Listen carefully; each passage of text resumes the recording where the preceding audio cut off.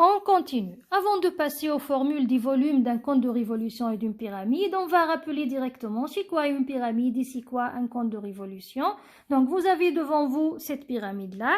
Donc la base en rouge est un polygone, le sommet de la pyramide, des faces latérales sous forme triangulaire, des arêtes, 1, 2, 3, 4 arêtes.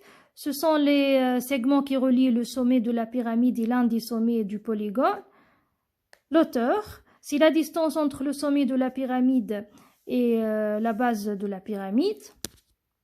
Vous avez aussi des pyramides régulières qui ont des bases sous forme d'un polygone régulier, par exemple un carré ou bien un triangle équilatéral.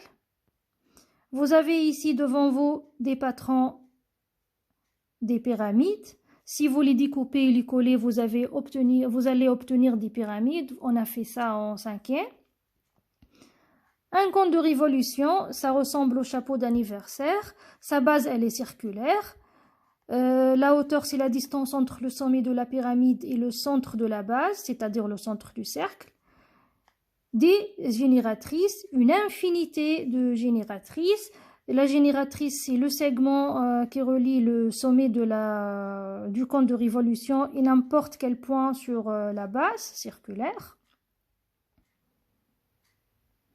Voici à quoi ressemble le patron d'un compte de révolution. Si vous le découpez et vous le collez, vous allez obtenir un compte de révolution comme celui-là.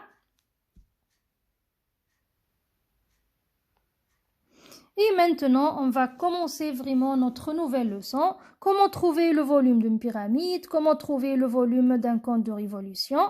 Pour cela, je vous invite à regarder cette petite vidéo. Vous avez le lien de la vidéo devant vous.